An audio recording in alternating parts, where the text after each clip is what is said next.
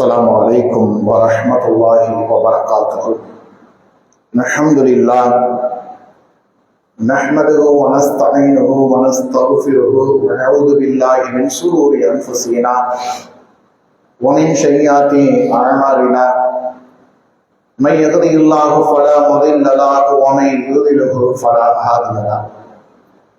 أشهد أن لا إله إلا الله وأشهد أن محمدا عبده ورسوله. أعوذ بالله من الشيطان الرجيم. بسم الله الرحمن الرحيم. يا أيها الذين آمنوا اتقوا الله حق تقاته ولا تموتن إلا وأنتم مسلمون. எல்லா புகழும் புகழ்ச்சியும் அகிலங்கள் அனைத்தையும் படைத்து பரிபாலித்து பாதுகாத்து கொண்டிருக்கக்கூடிய வல்ல ரஹ்மான் அவனுக்கு மட்டுமே சொந்தம். அந்த ஏக இறைவனுடைய தனிப்பெரும் கருணையும் அவன் புறத்திலிருந்து இறங்கக்கூடிய சாந்தியும் அல்லாஹ்வுடைய தூதர் முஹம்மது ஸல்லல்லாஹு அலைஹி வஸல்லம் அவர்கள் மீதும் அவர்களுடைய குடும்பத்தார்கள் மீதும் அவர்களுடைய தோழர்கள் மீதும் அல்லாஹ்வுடைய மார்க்கத்திற்காக தங்களுடைய உயிர்களை அர்ப்பணம் செய்த அல்லாஹ்வுடைய மார்க்கத்திற்காக அல்லாஹ் வழங்கிய எல்லா அருள்கொடைகளையும் அர்ப்பணம் செய்த முன்னோர்களாகிய அந்த நல்லவர்கள் மீதும் குறிப்பாக இந்த மகத்துவமிக்க ஜும்ஆவுடைய நாளில் அல்லாஹ்வுடைய மார்க்கத்தின் வழிகாட்டுதல் அடிப்படையிலே அல்லாஹ்வை வணங்கி வழிபடுவதற்காக ஒன்று கூடியிருக்கக்கூடிய நம்முடைய அத்துணை பேரின் மீதும் நின்று நிலவட்டும் ஆகும். அருமையான சகோதர சகோதரிகளே, தாய்மார்களே, அல்லாஹ்வுடைய ஒரு பெரும் கருணையினால் மகத்துவமிக்க இந்த ஜும்ஆவுடைய நாளில் அல்லாஹ்வுடைய இல்லத்திலே அமர்ந்திருக்கக்கூடிய நாம் நபிகள் பெருமகனார் ஸல்லல்லாஹு அலைஹி வஸல்லம் அவர்கள் காட்டித் தந்த அடிப்படையிலே தொழுகைக்கு முன்பாக ஆற்றப்படக்கூடிய உரையை கேட்டுக்கொண்டு இருக்கின்றோம்.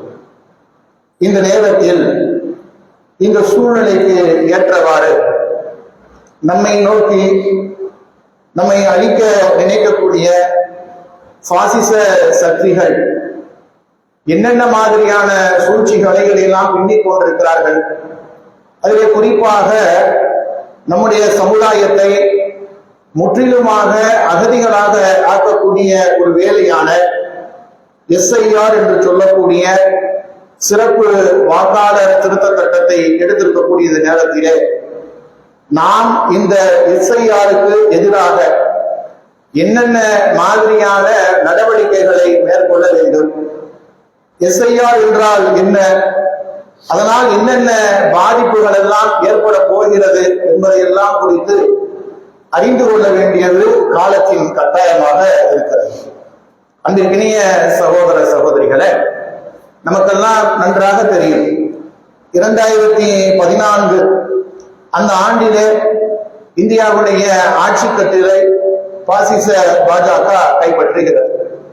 அப்ப கைப்பற்றிய அந்த ஆண்டிலிருந்து தொடர்ச்சியாக நீங்கள் பார்க்கிறீர்கள் என்று சொன்னால் இந்த நாட்டில் சிறுபான்மை சமுதாயமாக இருக்கக்கூடிய இஸ்லாமிய சமுதாயத்தை குறிவைத்து ஏதாவது ஒரு வகையில துன்பங்களை கொடுத்து கொண்டே இருப்பார்கள். அகலாக்குடைய படுகொலையில துவங்கி மாட்டிறைச்சியை வைத்திருந்தார் என்ற ஒரு குற்றச்சாட்டை வைத்து கர்நாடக மாநிலத்திலே அகலாக் என்கின்ற ஒரு முதியவரை வீட்டிலிருந்து இழுத்து வெளியே கொண்டு வந்து ஊர் கூடி அடித்து கொலை செய்த காட்சியிலிருந்து இன்றைய தேதி வரைக்கும் தனிப்பட்ட ரீதியாகவும் சரி, கும்பலாகவும் சரி, அல்லது ஆட்சி அதிகாரத்தை பயன்படுத்தியும் சரி, எல்லா வகையிலும் இந்த பாசிஸ்டுகள் ஏதாவது ஒரு வேலையை, சதிகளை, துன்பங்களை தொடர்ச்சியாக இஸ்லாமிய சமுதாயத்துக்கு எதிராக செய்து கொண்டே இருக்கிறார்கள். அது பல விஷயங்கள் நாம் மறந்து போயிருக்க மாட்டோம். அதுல மிக முக்கியமான ஒன்று, நாம் எல்லாம் கடுமையாக எதிர்த்து போராடிய CAA, NRC, NPR என்கின்ற மக்கள் விரோத தடுப்பு சட்டமாகும். இந்த சட்டம் அவர்கள் நாடாளுமன்றத்தில் இந்த சட்டத்தை தாக்கல் செய்யும் பொழுது, இந்த மசோதாவை தாக்கல் செய்யும் பொழுது இந்தியா முழுக்க கடுமையான போராட்டத்தை மக்கள் கையில் எடுத்தார்கள். மக்களுடைய கடுமையான போராட்டத்தையும் தாண்டி, எதிர்ப்பையும் தாண்டி அந்த சட்டத்தை நாங்கள் நிறைவேற்றிய தீர்வோம் என்று சொல்லி நிறைவேற்றினார். அப்பொழுது நாம சில செய்திகளை மக்களுக்கு நினைவுபடுத்தினோம். இந்த சிஏஏ பொறுத்த மட்டும், இந்த என்ஆர்சியை பொறுத்த மட்டும், என்பிஆரை பொறுத்த மட்டும் ஏதோ நேற்றைக்கு பிஜேபி ஆலோசனை செய்து இன்றைக்கு சட்டமாக இயற்ற கொண்டு வரல. எங்கெல்லாம் சிஐஏக்கு அது சம்பந்தமான விளக்க கூட்டம் நடத்தப்படுகிறதோ அங்கெல்லாம் நாம் இந்த கருத்தை ஆழமாக பதிய வைத்துக் கொண்டே வரும். இது அவர்களுடைய நூற்றாண்டு கனவு. சிஏ என்பது நேற்றைக்கு விதைத்து, நேற்றைக்கு பேசி, நேற்றைக்கு ஆலோசனை செய்து, நேற்றைக்கு மசோதா செய்து மறுநாள் பாராளுமன்றத்துக்கு கொண்டு வந்தது கிடையாது. சிஏஏ என்பது அவர்களின் நூற்றாண்டு கனவு. சிஏக்கும் நூற்றாண்டு கனவுக்கு என்ன ஒரு ஒற்றுமை என்று நம்ம கேட்கலாம். உண்மை என்னன்னு சொன்னா, கிட்டத்தட்ட RSS இயக்கம் துவக்கப்பட்ட 1925 அதிலிருந்து ஒரு கரெக்டா ஒரு 11வது ஆண்டு 1936வது ஆண்டுல ஆர்கனைசர் RSS உடைய அதிகாரப்பூர்வ பத்திரிகையில இதல்ல அன்றைக்கு RSS உடைய தலைவராக இருக்கக்கூடிய குருஜி கோல்வால்கர் ஒரு கட்டுரையை எழுதுகிறார். அந்த கட்டுரைதான் இன்றைக்கு அவன் கொண்டு வரக்கூடிய SIRக்கும் சரி, 4 ஆண்டுகளுக்கு முன்னால் அவன் கொண்டு வந்த சிஐஏக்கும் சரி, எல்லாவற்றுக்குமே முன்மாதிரி அந்த கட்டுரை தான். அந்த கட்டுரையில என்ன எழுதுகிறார்? அவர் ஒரு தெளிவான ஒரு செய்தியை RSS தொண்டர்களுக்கு பதிய வைக்கிறார். அந்த நேரத்துல அவங்க கையில ஆட்சி அதிகாரம் கிடையாது. நன்றாக விளங்கிக் கொள்ளணும். 1936 யார் ஆட்சி செய்து கொண்டிருந்தார்? வெள்ளைக்காரன் ஆட்சி செய்து கொண்டிருந்தான். இந்தியாவுக்கு விடுதலை கிடைக்குமா கிடைக்காதா என்கின்ற உச்சகட்ட போராட்டத்துல ஒட்டுமொத்த இந்திய மக்களும் போராடி கொண்டிருந்தார். நாட்டின் மக்கள் எல்லோரும் விடுதலையை மையப்படுத்தி போராடி கொண்டு அது குறித்து சிந்தித்துக் கொண்டிருக்கும் பொழுது ஒரே ஒரு கூட்டம் பாருங்க, அவன் விடுதலை என்ற கான்செப்டுக்கே வரல. இந்த வெள்ளைக்காரன் கூட சண்டை போடுறது, வெள்ளைக்காரனை எதிர்க்கிறது, அவனுக்கு எதிராக ஒத்துழையாமைக்கு நடத்துறது, எந்த வட்டத்துக்குள்ள அவன் வரல. அவன் உலகம் வேற. அவன் என்ன திட்டம் போட்டுக் கொண்டிருந்தான், அவன் என்ன கனவு கண்டு கொண்டிருந்தான், என்ன செயல்படுத்துவதற்கு முனைப்பு காட்டி கொண்டிருந்தான், இந்தியாவை மனுதர்ம அடிப்படையில, வர்ணாசிரம அடிப்படையில, ஜாதிய பாகுபாடு அடிப்படையில மீண்டும் கட்டமைக்க வேண்டும். 2000-3000 ஆண்டுகளுக்கு முன்னால் வந்த ஆரியர்கள், படையெடுத்து வந்த ஆரியர்கள் என்ன ஒரு கான்செப்டை விதைப்பதற்காக வந்தார்களோ அதை மீண்டும் நாம உருவாக்கணும், கட்டமைக்கணும். அப்ப என்ன செய்யலாம் அப்படிங்கிறது குருஜி கோல்வால்கர் அவர் என்ன செய்யறாரு, அந்த கட்டுரையில் அவர்களுக்கு சொல்லிக் கொடுக்கிற, நம்ம நாட்டுக்குள்ள எப்படி சொல்றாரு, நம்முடைய தேசத்துக்குள்ள, நம்முடைய பாரதத்துக்குள்ள அந்நியர்களாக இருக்கக்கூடியவர்கள் வசித்துக் கொண்டு இருக்கிறாங்க. அந்நியர்கள் அவர் யாரை சொல்றாரு? முகமதியர்கள் சுட்டி காட்டுறார், முஸ்லிம்களை சுட்டி காட்டுகிறார். இப்ப இந்த அந்நியர்களான முகமதியர்கள் இந்த நாட்டில் இருக்கின்ற வரைக்கும் நீயும் நானும் நம்முடைய லட்சியத்தை அடையவே முடியாது. ஏன் அடைய முடியாது? அவன் என்ன கான்செப்ட், என்ன லட்சியத்தை கனவாக வைத்து 100 ஆண்டு கால செயல் திட்டம் போட்டான்? பிராமணர்கள், சிற்பவன், பார்ப்பனர்கள் உச்சத்தில் இருக்கணும். அனைத்து ஜாதியை சார்ந்தவர்கள், அனைத்து வர்க்கத்தை சார்ந்தவர்கள் இவர்களுடைய காலுக்கு கீழே இருக்கணும். இப்படி ஒரு நிலை வருதான் அவருடைய கனவு. இல்ல, அவங்க RSS இந்தியாவை வல்லரசாக போராடுறாங்க, தேசத்துக்காக போராடுறாங்க, ராமருக்காக போராடுறாங்க, சீதைக்காக போராடுறாங்க. இது எல்லாம் என்னன்னா வெளியில் கட்டப்படக்கூடிய பிம்பம். எதையாவது ஒன்ன காண்பித்து அரசியல் பண்றதுக்காக அவன் காட்டக்கூடிய பிம்பம். உண்மையிலே நீங்க இன்னும் டீப்பா போனா சங் பரிவார் கும்பல், அதாவது நான் சொல்லக்கூடியது அதனுடைய நுட்பமான தலைவர்கள், உருவாக்கியவர்கள், அதை வழிநடத்தி பின்னால் வரக்கூடியவர்கள், இவங்க யாருக்குமே கடவுள் நம்பிக்கை கிடையாது. 1ஆம் நம்பர் நாத்திகர். தந்தை பெரியார் இருக்கிறாங்க. தந்தை பெரியார் என்ன கான்செப்ட் சொல்லி இருக்கிறார்? அவர் கடவுள் மறுப்பாளர் அப்படின்ற ஒரு கான்செப்ட் இதுதான் இருக்கிறான். பெரியார் நேரடியாக கடவுள் மறுப்பு கொள்கையை வைத்தார். இவன் சைலண்டா கடவுள் மறுப்பு கொள்கையை உள்ள வைத்து கடவுளை விட இந்த சிற்பவன் பார்ப்பனர்கள் தான் உயர்ந்தவர்கள் என்ற கான்செப்டை விதைப்பதற்காகத்தான் இவ்வளவு போராட்டம், இவ்வளவு விஷயங்கள் செய்து கொண்டே இருக்கிறான். அதுல அவர் சுட்டி காட்டுறார், நம்ம கனவை நனவாக்கணும் அப்படின்னு சொன்னா இந்த முகம்மதியர்கள் இங்க இருக்கிற வரைக்கும், இஸ்லாம் இந்த மண்ணில் இருக்கிற வரைக்கும் அது நடக்காது. ஏன் நடக்காது? இவன் கனவை முதல்ல உடைச்சதை இஸ்லாம் தான் உடைக்குது. ஒரு 1000-2000 ஆண்டு இஸ்லாம் வருவதற்கு முன்னால் இந்த மண் எப்படி இருந்ததுன்னா இதே கான்செப்ட் தான். தாழ்த்தப்பட்டவர் என்று ஒரு குரூப் ஒதுக்கி வச்சிருந்தான். தீண்ட தகாதவர் என்று வைத்திருந்தான். பிரம்மனை பிரம்மனுடைய இதுல இருந்து பிறந்தவர்கள் 4 வகையாக பிரித்து, தலையில் இருந்து பிறந்தவன் பிராமணன், தோளில் இருந்து பிறந்தவன் சத்திரியன், தொடையில் இருந்து பிறந்த வைசியன், கால் பாதத்தில் இருந்து பிறந்தவன் சூத்திரன். இது எதுவுமே டச் ஆகாம அன்டச்சபிள் பீப்புள் தான் அந்த பஞ்சமன் என்று சொல்லக்கூடிய தீண்ட தகாதவர்கள். இந்த கான்செப்ட்ல வடிவமைத்து வச்சிருந்தத இஸ்லாம் உள்ளவர் அன்றைக்கு முஸ்லிம்கள், சகாபாக்கள், அரபியர்கள் வியாபார ரீதியாக இந்தியாவுக்கு வர்றாங்க. அவங்க என்ன பண்றாங்க? எல்லாமே சமம். பள்ளி வாசலுக்கு தொழுகைக்கு வந்தா வெள்ளை, கருப்பு, முதலாளி, ஏழை, தொழிலாளி எல்லாம் ஒரே வரிசையில் இருக்கிறாங்க. சாப்பிட உட்கார்ந்தா ஜாதிய வேற்றுமை கிடையாது. ஒரு தட்டுல 4 பேர் சாப்பிடுறாங்க. முதலாளியும் அதுல தான் சாப்பிடுறாரு, தொழிலாளியும் அதுல சாப்பிடுறாரு, கருப்பரும் அதில் தான் சாப்பிடுகிறார், வெள்ளையரும் அதில் தான் சாப்பிடுறார். இது அன்றைக்கு அடிமைப்பட்டு கிடந்த இந்திய மக்கள் மத்தியில ஆச்சரியத்தை உண்டாக்குறது. அப்ப இது என்ன பண்றது அப்படின்னு நினைச்சான். பார்த்து கூட்டம் கூட்டமாக இஸ்லாத்தை நோக்கி வந்தவர்கள் தான் நம்முடைய முன்னோர்கள். அதனுடைய வாரிசுகள் தான் இன்றைக்கு இஸ்லாமியெல்லாம் இருக்கிறாங்க. அப்ப இந்த இஸ்லாம் இருக்கிற வரைக்கும் நம்ம கனவு நனவாகாது என்பதற்காகத்தான் பல வியூகங்களை அமைச்சு கொடுக்கிறான். அப்படி அமைத்து கொடுத்த வியூகத்தில் ஒன்று வெளிப்பாடுதான் சிஏஏ பொறுத்த மட்டும் கடுமையான மக்கள் போராட்டமாக மாறி, எதிர்ப்பாக மாறி, அதை அவனால் நிலைப்படுத்த முடியல. அப்ப என்ன செய்யறது? அந்த சட்டத்தை எப்படி கொண்டு வர்றது? அப்ப அதற்கு கையில் எடுத்த ஒரு இன்னொரு ஆயுதம் தான் இந்த எஸ்ஐஆர், ஸ்பெஷல் இன்டென்சிவ் ரிவிஷன், சிறப்பு வாக்காளர் திருத்த சட்டம். இந்த வாக்காளர் திருத்த சட்டம் இதற்கு முன்னாடி நடைபெற்றிருக்கிறதா? காங்கிரஸ் ஆட்சியில் இருக்கும்போது நடந்திருக்கிறதா? திருத்தப்பட்டிருக்கிறதா என்று கேட்டால் திருத்தப்பட்டிருக்கிறது, நடைமுறையில் இருந்ததுதான், மாற்று கருத்து கிடையாது. ஆனால் அதே சமயம் காங்கிரஸ் ஆட்சியிலேயோ அல்லது இன்னும் மாநிலங்களை ஆட்சி செய்யக்கூடிய இந்த திமுக போன்ற அந்த கட்சிகளுடைய தலைமையில் இயங்கப்பட்ட அந்த ஆட்சிகளிலேயோ கொண்டு வரப்பட்ட தேர்தல் சீர்திருத்தம் என்பது வேறு. இவன் கையில அதை முன்னாடி வைத்துக் கொண்டு பின்னாடி கொண்டு வரக்கூடிய ஆயுதம் இருக்குல்ல, அது மோசமானது.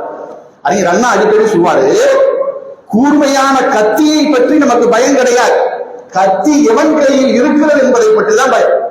நல்லவன் கையில கத்தி இருந்தா நல்லது செய்து பயன்படும், கெட்டவன் கையில் கத்தி போனா அது கொலை போன்ற பாதக செயலுக்கு பயன்படும். அப்ப இந்த சட்டம் யார் கொண்டு வருகிறார் என்பதை பார்க்கிறோம். இதை பயங்கரமான ஒரு கூட்டம் கொண்டுட்டு வரலாம், பாசிச கும்பல் கொண்டு வரலாம். கடந்த காலகட்டங்கள்ல இந்த வாக்காளர் திருத்த சட்டத்துல என்னெல்லாம் கடைபிடித்தாங்க, எதற்கு கொண்டு வந்தாங்க? உதாரணத்துக்கு ஒரு வீட்டுல ஒரு பெரியவர் வந்திருப்பாரு, அவர் இறந்து போயிருப்பாரு, அவருடைய ஓட்டு ஐடி அப்படியே இருக்கும், அவர் பேர் வாக்காளர் பட்டியல் அப்படியே இருக்கும். அப்ப என்ன செய்வாங்க? ஒரு 20 ஆண்டுகளுக்கு ஒரு முறை இதை சீர்திருத்தம் செய்வாங்க. உதாரணத்துக்கு நம்முடைய சம்பந்தபுரத்தில் இருக்கக்கூடிய 9, 10, 11 வார்டுகள்ல இருக்கக்கூடிய வாக்காளர்களை சரி பார்க்கணும்.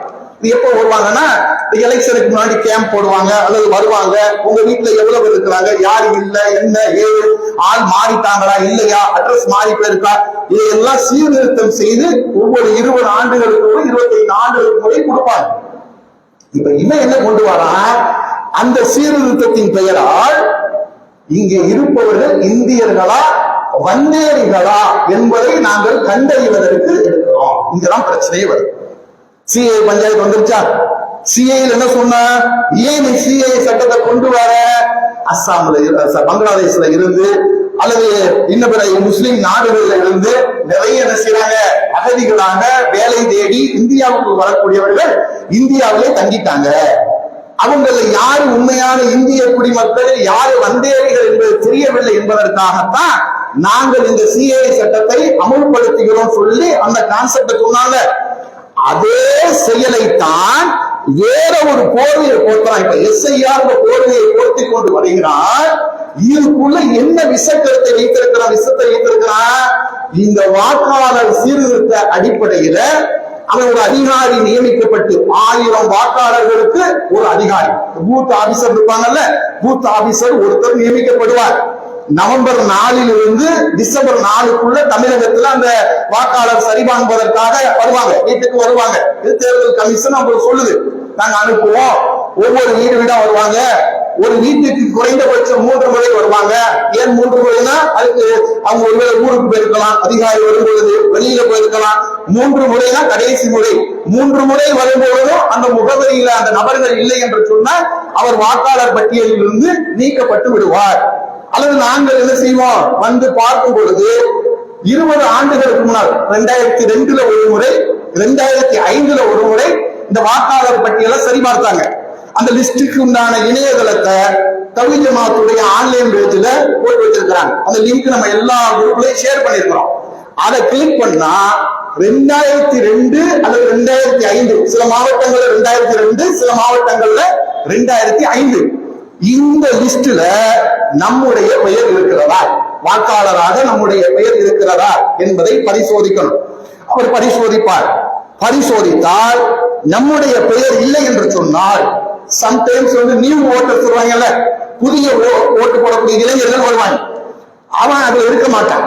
அப்ப அவனுக்கு என்ன ஆப்ஷன், அவனுடைய பேரண்ட்ஸ் அதுல இருக்கிறாங்களா, 2002 அல்லது 2005 உள்ள எடுக்கப்பட்ட அந்த லிஸ்ட்ல இருக்கான்னு பார்ப்பாங்க. நம்ம பெயர் இருந்தா நோ ப்ராப்ளம், பிரச்சனை கிடையாது. நமக்கு வாக்காளர் அட்டை கன்ஃபார்ம். கூடுதலா என்ன சான்றிதழ் கொடுக்கிறான், நீ இந்தியன் என்பதற்கு சான்றிதழ். நம்முடைய பேரண்ட்டுடைய இதுக்கு நம்முடைய பர்த் சர்டிபிகேட் இந்த பிற விஷயங்கள்லாம் காமிச்சு இன்னாருடைய பிள்ளைகள் தான் நாங்கள் காமிச்சு நிறுவிச்சிட்டா முடிஞ்சு போச்சு.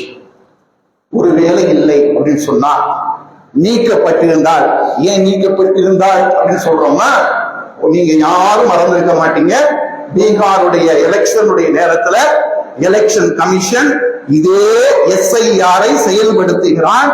செயல்படுத்தியதுல சுமார் 68 லட்சம் இந்திய குடிமக்களை அவர்கள் இந்திய குடிமக்கள் அல்ல என்று சொல்லி வாக்காளர் உரிமை, வாக்கு உரிமை உங்களுக்கு கிடையாது என்று வாக்காளர் பட்டியலில் இருந்து 68 லட்சம் பேரை நீக்குகிறான். ஒருத்தர் 2 பேர் கிடையாது, 68 லட்சம் பேரை நீக்கிறான். 68 லட்சம் பேர்ல யார் அதிகமாக இருந்தார், எந்த சமுதாயம் அதிகமாக இருந்தார் என்று பார்த்தா, இஸ்லாமிய சமுதாயத்தை சார்ந்தவர்கள், முஸ்லிம் வாக்காளர்கள் அதிகமான அளவுக்கு, கிட்டத்தட்ட 65 லட்சம் முஸ்லிம் வாக்காளர்கள் நீக்கப்படுறாங்க. சரி, நீக்கணும் என்னங்க, ஓட்டு தானங்க போட முடியாது, ஒரு பெரிய மேட்டரா, நம்ம ஓட்டு போட்டு என்னங்க ஆக போகுது அப்படின்னு நம்ம நினைக்கிறோம்ல. இந்த 65 லட்சம் வாக்காளர்களுடைய வாக்கு யாருக்கு எதிராக போகும்? அவங்க அந்த 65 லட்சம் பேர் ஓட்டு போடுறாங்க முஸ்லிம்ஸ். அந்த 65 லட்சத்துல மிஞ்சி மிஞ்சி போனா இந்த சில்லற இருக்கும்ல, ஏழு மாதிரி 1-2 சில்லற கலாக்கிய, இதுல ஒரு 10-15 கழிச்சிருங்க, ஒரு 5000 வாக்கு கழிங்க. மீறி இருக்கிற அத்தனை வாக்குகளும் பிஜேபிக்கு எதிராக வாக்காக. அதான் உண்மை. பீகார்ல தேஜஸ்வி யாதவ் ஆட்சி கட்டலுக்கு வந்துடக்கூடாது, முஸ்லிம்களுடைய ஓட்டும் தலித்துகளுடைய ஓட்டும் அவருக்கு அதிகமாக போய் அவர் ஜெயிச்சிருவார், முதலமைச்சர் ஆயிடுவார், நம்ம பீகார்ல போய் நம்ம ஆட்சி கோலாச்ச முடியாது. இங்கெல்லாம் நல்லா கவனிச்சு பாருங்க, 12 மாநிலம் சூஸ் பண்ணிருக்கான். இந்த 12 மாநிலமும் அவன் சவாரி செய்யற மாநிலம். எங்கெல்லாம் நேரடியாக பாசிச ஆட்சி கட்டில் இருக்குமா, அஸ்ஸாம்ல கொண்டு வரல. ஆக்சுவலி கொண்டு வர்றாங்க, எங்க கொண்டு வரோம், அஸ்ஸாம்ல கொண்டு வரணும். ஏன் அஸ்ஸாம்ல கொண்டு வரணும், அதான் பாடு, அஸ்ஸாம் தான் பாடு. அங்கதான் அவனு வந்தாலும் உள்ள வர, அங்க கொண்டு வரல. ஏன் கொண்டு வரல, அஸ்ஸாமை பொறுத்த மட்டும் பிஜேபி கன்ஃபார்மாக வந்துடும் அப்படின்ற ஒரு நம்பிக்கை எங்கெல்லாம் இருக்கோ அந்த ஸ்டேட்டுக்குள்ள இந்த சட்டம் கிடையாது. எங்க இந்த சட்டம், தமிழ்நாட்டை புரிய வைக்கிறான். ஏன் புரிய வைக்கிறான், தமிழ்நாட்டுல நேரடியாக அவனால் வெற்றி பெறவே முடியாது என்கின்ற நிலை. அதிமுக மாதிரி முதுகெலும்பு இல்லாத, எடப்பாடி போன்ற முதுகெலும்பு இல்லாத சில கோழைகள் இருக்காங்க, துரோகிகள் இருக்காங்கல்ல, இந்த துரோகிகள் மேல ஏறி சவாரி செஞ்சுதான் தமிழகத்தில் அவன் கொள்ளைப்புறமாக பாண்டிய அழகா சொல்றான். நாம ஒரு கோணத்துல யோசிக்கிறோம், இந்த சங்கிகள் எப்படி யோசிக்கிறான் பாருங்க. எங்க இலக்கு 2026 கிடையாது. 2026 ஸ்டாலினே வரட்டும், நாங்க திமுக அழிக்க வரல, நாங்க அதிமுக அழிக்க வந்திருக்கிறோம்.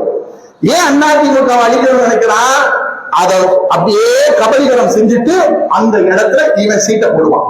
இதுதான் வட மாநிலங்கள்ல முழுக்க, நம்ம அருகாமையில் இருக்கக்கூடிய கர்நாடகம் வரைக்கும் இந்த டெக்னிக், இந்த பாலிசியை தான் அவன் கடைபிடிச்சான்.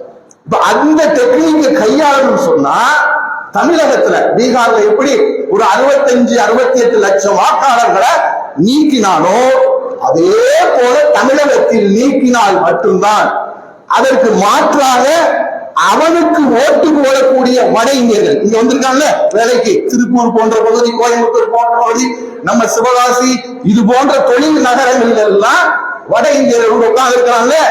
இவனுக்கு வாக்காளர் உள்ள சேர்க்கிறான். நேட்டிவ்ல இருக்கக்கூடிய நம்மளை தூக்குறான், வெளியில வந்தா பாருங்க அவனை உள்ள சேர்க்கிறான். என்னடா என்னையே அனுப்பிட்டு அவனை சேர்க்கிற? ஒரே நாடு ஒரே தேர்தல். அப்ப என்ன ஸ்லோகன்? வச்சிருக்கிறான், எல்லாம் ஒரே நாடு ஒரே மக்கள். ஏன் பிரிக்க? வடக்க தெற்கவே புரியுதா உங்களுக்கு? அவன் அவனுக்கு ஓட்டு போடுவான். இந்த பான்பராக்கு வாயின அத்தனை பேரும் யாருக்கு ஓட்டு போடுவான்? இவனுக்கு ஓட்டு போடுவான். அவன் அவனை உள்ள சேர்க்கிறான், இவனை வெளியாடுறான். இந்த ஒரு சதியை செய்யறத நேரடியாக சிஏ அமல்படுத்தி, எல்பிஆர் அமல்படுத்தி, என்ஆர்சி அமல்படுத்தி செய்ய முடியாது என்பதனால் எஸ்ஐஆர் என்கின்ற ஒரு போர்வையை போர்த்தி கொண்டு உள்ளே வருகிறான். சரி, நம்ம என்னதாங்க செய்யறது? ஸ்டாலின் அவ்வளவு பவர்ஃபுல்லா கண்டனம் தெரிவிக்கிறார், கடுமையான எதிர்ப்பை தெரிவிக்கிறார். ஒரு மாநிலத்தின் முதலமைச்சர் கடுமையாக எதிர்ப்பு தெரிவிக்கிறார். கோர்ட்டுக்கு சிலர் இந்த வழக்கை எடுத்து சென்று சுப்ரீம் கோர்ட் வரைக்கும் போறாங்க. சுப்ரீம் கோர்ட் இத கேள்வி கேட்குது. யார? எலெக்ஷன் கமிஷனை கேள்வி கேட்குது. பீகார் டைம்ல கேட்குது, இதெல்லாம் எதற்கு செய்யற? தேர்தல் நேரத்துல எதற்கு செய்யற?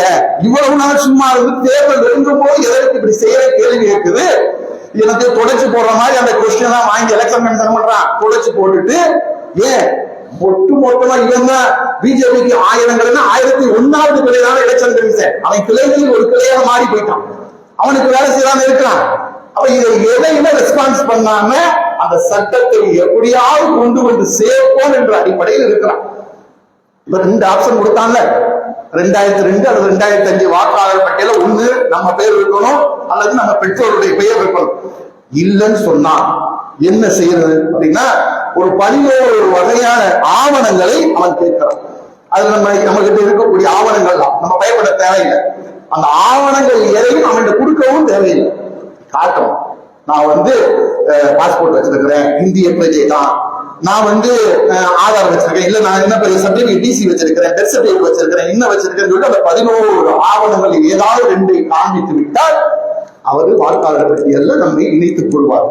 ஆனா இது டேஞ்சரஸ். இது இப்ப வாழைப்பழத்துல ஊசி ஏத்துற மாதிரி ஸ்டார்ட் பண்ணி விட்டுட்டான். இனி போக போக போக இந்த ரூட்ல டிராவல் பண்ணி இது ஒரு வழிமுறையாக ஆக்கப்பட்டு கடந்த காலகட்டங்களில் சீர்திருத்தம் செய்யப்பட்ட நோக்கமெல்லாம் மறைக்கப்பட்டு இந்திய குடிமகனா இல்லையா என்பதை தீர்மானிக்கக்கூடிய இடத்துல கொண்டு வைத்திருவான். முதலில் வாக்குரிமை பறிக்கப்படும், உனக்கு வாக்காளர் அடையாள அட்டை கிடையாது என்று சொல்லப்படும், வாக்குரிமையே உனக்கு கிடையாது, பிறகு நீ ஏன் வாக்குரிமை மறுத்தது என்று 20 ஆண்டுகள் கழித்து ஒரு அதிகாரி கேட்பான். ஏன்ப்பா உனக்கு அப்ப மறுத்தாங்க? அப்ப நீ அகதியா? அப்ப நீ வந்தேரியா? இந்த நாட்டுக்கு உனக்கு சம்பந்தம் கிடையாதா? அப்ப இந்த நாட்டுல நீ ஒரு அகதியை போல் வாடு. சிஏல எப்படி அகதி முகாமுக்கு டார்கெட் பண்ணானோ அதே விஷயத்தை காலம் தாழ்த்தி செய்வதற்காக இந்த எஸ்ஐஆரை கையில் எடுத்து வந்திருக்கிறான். இதுதான் வெற்றி. அவ இதுல கவனமாக இருக்கணும். இதுல நம்முடைய பெயர் இருக்கிறதா என்பதை கொஞ்சம் சிரமப்பட்டாவது செக் பண்ணணும், பார்க்கணும். அதற்குண்டான வழிகாட்டுதல்களை பாமர மக்களுக்கு நம்ம செய்து கொடுக்கணும். நம்முடைய ஜமாத் அதற்காக ஒரு என்ன எடுத்திருக்கிறாங்கன்னா அவசர கதியினால ஒரு ஆர்டிகளை தெளிவாக எழுதி கொடுத்தாங்க. அல்ஹம்துலில்லாஹ் விஷயமா.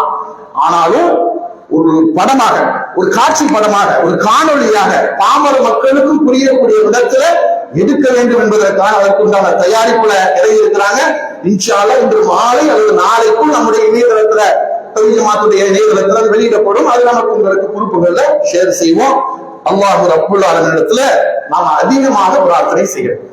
அல்லாஹ்வுடைய தூதர் அவர்களுக்கு இது மாதிரி கடுமையான நெருக்கடிகளை அன்றைய எதிரிகள் கொடுத்து கொண்டாடுறாங்க.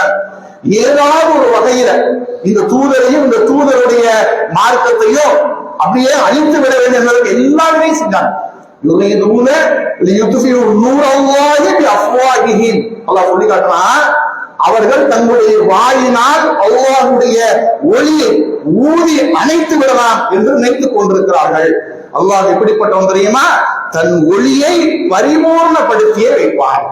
தன் தூதர்களை அவன் அனுப்பிய நோக்கம் எல்லாம் இந்த மார்க்கம் மற்ற அனைத்து மார்க்கங்களை விட மேலோங்கி நிற்க வேண்டும் என்பதற்காகத்தான் என்று சொல்லி அல்லாஹ் வாக்குறுதி கொடுக்கணும். அந்த வாக்குறுதியின் அடிப்படையில என்ன இவன் குட்டிக்காரன் அடித்தாலும் இறுதி வெற்றி ஏகத்துவவாதிகளுக்குத்தான், இஸ்லாத்திற்குத்தான், அதில் மாற்று கருத்து கிடையாது. ஆனாலும் நாம் கொஞ்சம் விழிப்போடு, கவனத்தோடு, நம்முடைய சமூகத்தினுடைய பாதுகாவல் சிந்தனையோடு, பொறுப்போடு சிந்திக்க கடமைப்பட்டிருக்கூடிய நேரம் என்பதையும் நினைவில் வைத்துக் கொள்ள வேண்டும். அல்லாஹ்விடத்தில் அதிகமாக பிரார்த்தனை செய்வோம். அல்லாஹ் நமக்கு உதவி செய்வான். வாஹிரு தஅவானா அல்ஹம்துலில்லாஹி ரப்பில் ஆலமீன். அஸ்ஸலாமு அலைக்கும் வரஹ்மத்துல்லாஹ்.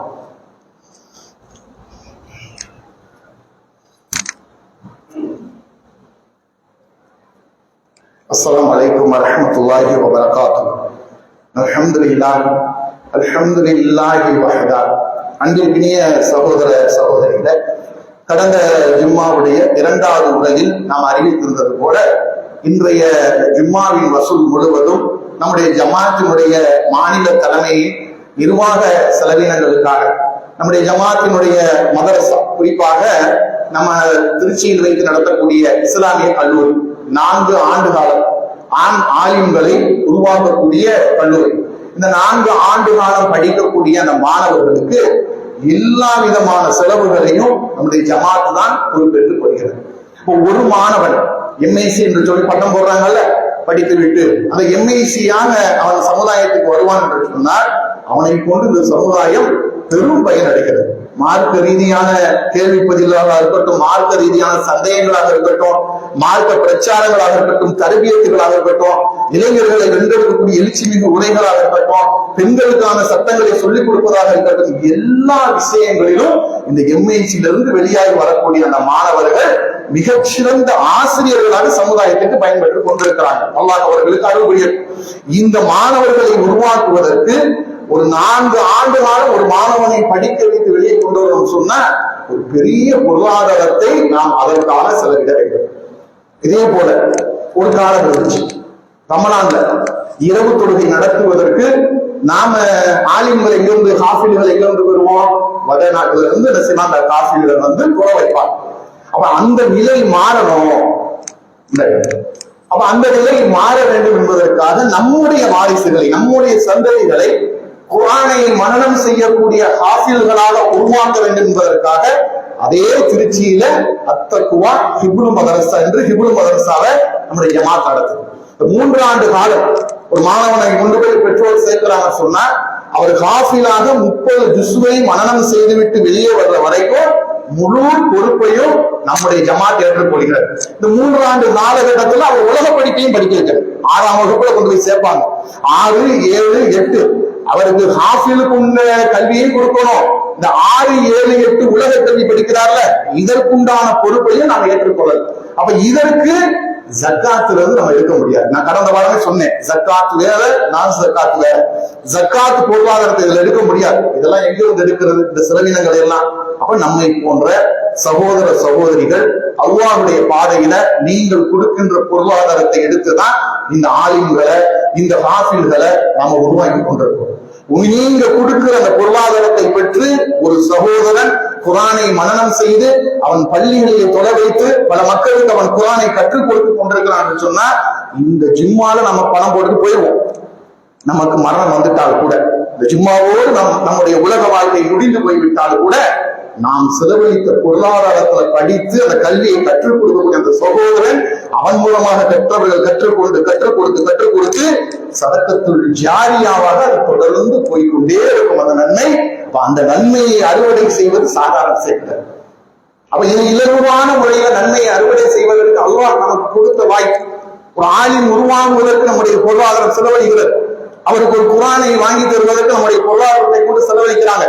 காலமெல்லாம் அந்த நன்மை நமக்கு வந்து சேரும். அப்ப இதையெல்லாம் கவனத்தில் வைத்து இந்த நன்மைகளுக்காக, நம்முடைய மறுமை வாழ்க்கைக்காக அல்லாஹ் திருமறை குர்ஆன்ல சொல்றாங்க, யா அய்யுஹல்லதீன ஆமனு, நம்பிக்கை கொண்டவர்களே, இத்தகுல்லாஹ், உங்கள் ரப்பை நீங்கள் அஞ்சிக் கொள்ளுங்கள், வல் தன்னுரு நஃப்சும் மா கத்தமத் லிக, நாளை மறுமைக்காக நீங்கள் அல்லாஹ்வுக்கு முன்னிலையில் வந்து நிற்கும் பொழுது உங்கள் ஒவ்வொருவரும் உனக்காக என்ன சேர்த்து வைத்திருக்கிறாய் என்பதை சுய பரிசோதனை செய்து கொள். அப்ப எனக்காக நான் சேர்க்கக்கூடிய சேமிப்பு நான் இந்த நன்மையான காரியங்களில் கொடுக்கின்ற தர்மம். அப்ப இந்த தர்மத்தை அல்லாஹ்வுடைய பாதையில் கொடுப்பதற்காக இன்றைய ஜும்மா வசூல் அந்த மாநில தலைமையில் இது போன்ற மதரசா பணிகளுக்காக செலவினங்களுக்காக கேட்டிருக்கிறாங்க. அல்லாஹ்வுடைய பாதையில் நீங்கள் கொடுக்கக்கூடிய மக்கள் எவ்வளவோ விஷயங்கள் நீங்க கொடுத்திருக்கிறீங்க, நினைத்து கூட பார்க்க முடியல. அல்லாஹ் உங்கள் மூலமாக அந்த தர்மத்தை நிரப்பி இருக்கிறான். இந்த பள்ளி நீங்கள் எல்லோரும் கொடுத்த பொருளாதாரம், அல்லாஹ்வுடைய பாதை நீங்கள் கொடுத்த பொருளாதாரம் இன்றைக்கு உயர்ந்து ஒரு கட்டிடமாக நிற்கிறது.